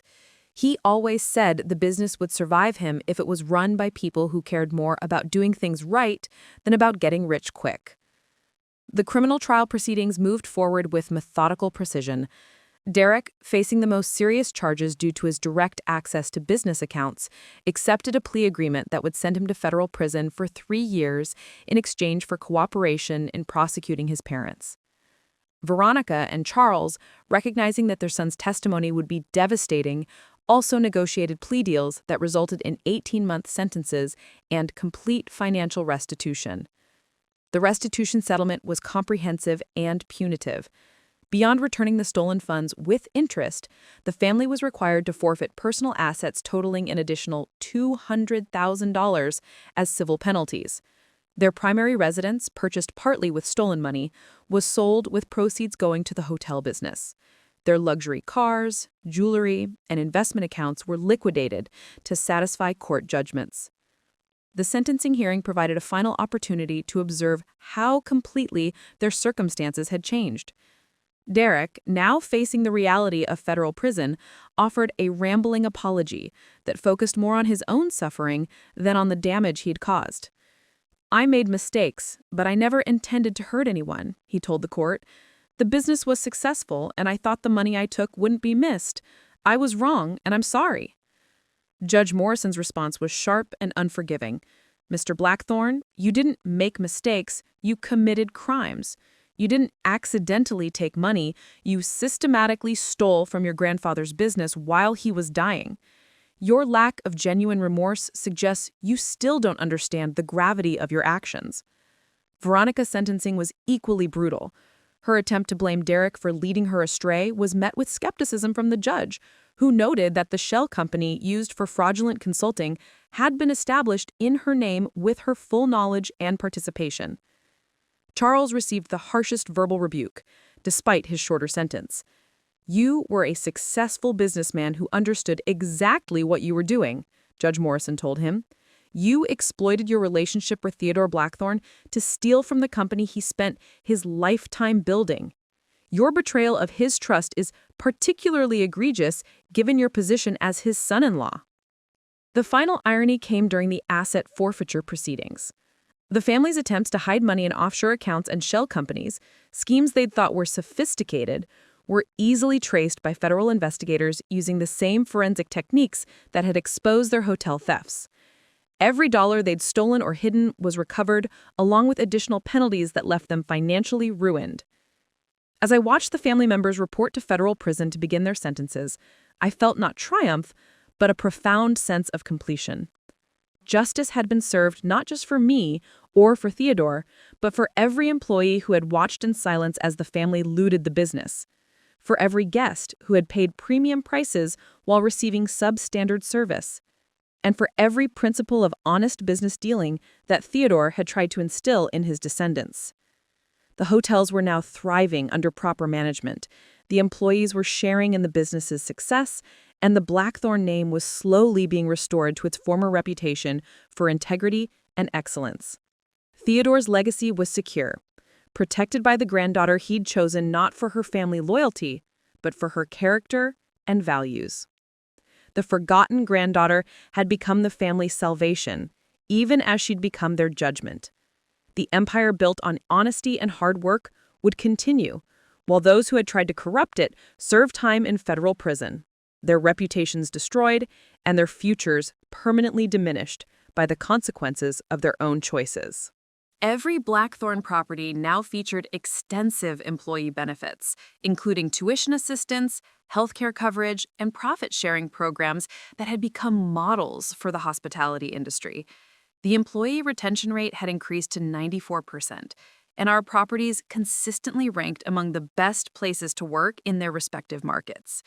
But beyond business metrics, the most meaningful transformation had been personal. The uncertain young woman who had driven away from that first lawyers' meeting had evolved into someone confident in both her abilities and her responsibilities. I'd completed an executive MBA program specifically designed for sudden wealth recipients, learning to navigate complex financial decisions while maintaining the values that had earned Theodore's trust. The leadership skills that had emerged under pressure during those first months had been refined through experience and formal education. I now served on the boards of 3 nonprofit organizations, chaired the Crescent Falls Economic Development Commission, and had established the Theodore Blackthorne Foundation, which provided scholarships for hospitality students from low-income families. The foundation had become my most personally satisfying project, offering opportunities to young people who reminded me of my own earlier struggles with financial uncertainty. Every scholarship recipient received not just tuition assistance, but mentorship and internship opportunities within our hotel group. Watching them develop confidence and skills that would transform their lives provided a sense of purpose that pure business success couldn't match. Sarah Chen, my college roommate who had provided crucial perspective during those early strategic decisions, now served as the foundation's executive director. Her business consulting experience had been invaluable in creating programs that were both impactful and sustainable. "This year's scholarship class is exceptional," Sarah told me during her quarterly report. "We have students from backgrounds that would have made college impossible without this support, and they're consistently outperforming their peers academically and professionally." One scholarship recipient, Marcus Rodriguez, had grown up in foster care and was now completing his hospitality management degree while working part-time at the Grandview Resort. His story reminded me daily of how circumstances beyond our control could limit opportunities, and how providing those opportunities could transform not just individual lives, but entire communities. The Blackthorne family's criminal sentences had been completed 2 years earlier, but their reintegration into society had been neither smooth nor successful. Derek had struggled to find employment after his release, eventually taking a minimum wage position at a budget motel outside Portland. His attempts to contact me for assistance had been politely declined through my attorney. Some bridges, once burned by criminal betrayal, couldn't be rebuilt. Veronica had moved to Phoenix after her release, living with a sister and working in retail while trying to rebuild her finances. Charles had died during his final month in federal prison, a heart attack that Derek had blamed on the stress of prosecution, though medical records suggested years of untreated cardiovascular disease had been the actual cause. I'd attended Charles's funeral, not out of family obligation, but because I'd wanted to pay respects to the positive memories I retained from childhood visits. The service was small and sad, attended mainly by a few remaining friends who hadn't completely abandoned the family after the scandal. Derek and Veronica sat alone in the front pew, looking older and more fragile than their chronological ages suggested. After the service, Derek had approached me with what appeared to be genuine remorse, or perhaps simply exhaustion with the consequences of his choices. He'd said, "I know you probably don't want to hear this, but I've had a lot of time to think about what I did. You were right to stop me. Grandfather would have been ashamed of what our family became." "He was ashamed," I'd replied gently. "That's why he changed his will." The conversation had been brief and awkward, but it represented a form of closure I hadn't expected to achieve. Derek's acknowledgement of wrongdoing wouldn't undo the damage he caused, but it suggested that prison had provided him with perspective his privileged upbringing had never required. Veronica had avoided speaking with me entirely, though her sister had mentioned that she spoke often about regretting the choices that had led to the family's downfall.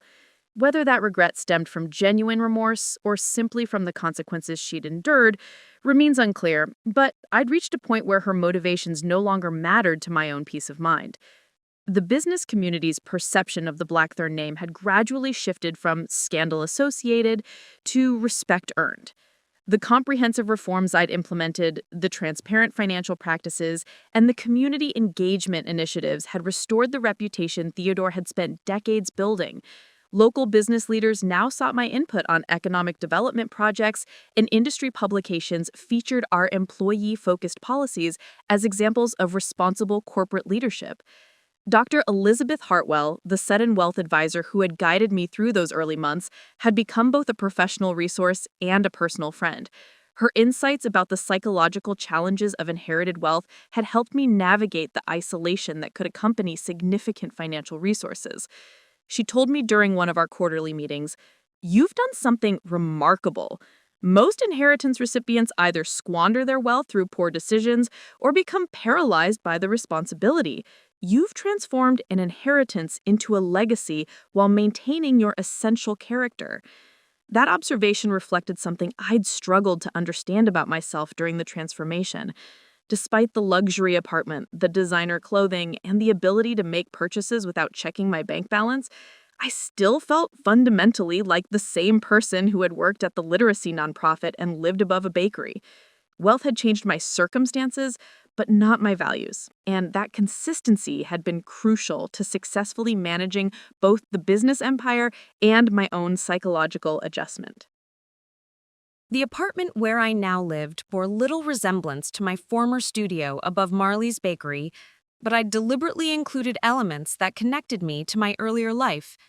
The walls displayed photographs from literacy program events where I'd volunteered, alongside pictures of hotel properties and foundation scholarship recipients. My grandmother's jewelry, inherited years before Theodore's will had changed everything, occupied the same simple wooden box where I'd always kept it. Rachel, my former supervisor at the nonprofit, had become a close friend and regular dinner companion. Our conversations provided grounding in the values and perspectives that had shaped me before wealth became part of my identity. "You know what I admire most about what you've accomplished?" Rachel asked during one of our monthly dinners. "You didn't let the money change who you are at your core. You're still the person who cared more about helping kids learn to read than about advancing your own career." The literacy foundation I'd established as part of the Theodore Blackthorne Foundation reflected that continuity of values. Every hotel in our group now hosted reading programs for local children, and we'd funded mobile libraries that served rural communities throughout our operating regions. The programs had reached over 2,000 children in their first 3 years, providing not just literacy education, but also inspiration for futures these kids might not have imagined possible. Standing on my balcony as darkness settled over Crescent Bay, I reflected on how Theodore's final gift had been far more than financial inheritance. He'd given me the opportunity to discover capabilities I'd never known I possessed, to impact communities in ways I'd never imagined possible, and to honor his legacy while creating one of my own. The woman who had been ignored at his funeral had become the guardian of everything he'd valued: honest business practices, community responsibility, and the belief that success meant more than personal accumulation of wealth. The hotel empire continued to grow and prosper, but its true success was measured in employee satisfaction, community impact, and the preservation of values that transcended quarterly profit reports. Tomorrow would bring new challenges and opportunities. A potential acquisition in Vancouver required careful evaluation. The Foundation's scholarship program was expanding to include vocational training opportunities, and I was considering running for mayor of Crescent Falls in next year's election. Each decision would be guided by the same principles that had earned Theodore's trust and had transformed a forgotten granddaughter into a respected business leader. As I prepared for bed in the apartment that had become home, I paused at the framed copy of Theodore's will that hung in my office. His words had proven prophetic. Natalie has built a life of service and purpose. She has never asked for anything from the Blackthorne name or fortune. He'd chosen correctly. The inheritance had been used not for personal indulgence, but for the kind of purposeful impact he'd always valued. The businesses thrived under ethical management, employees shared in the success they helped create, and communities benefited from resources invested in education and economic development. The forgotten granddaughter had become exactly what Theodore had envisioned: a steward of his legacy who understood that true wealth meant the capacity to create positive change for others. The empire built on honesty and hard work would continue for generations, guided by values rather than greed, and that continuation represented the most meaningful inheritance any grandfather could have left behind. Up next, you've got 2 more standout stories right on your screen. If this one hit the mark, you won't want to pass these up. Just click and check them out.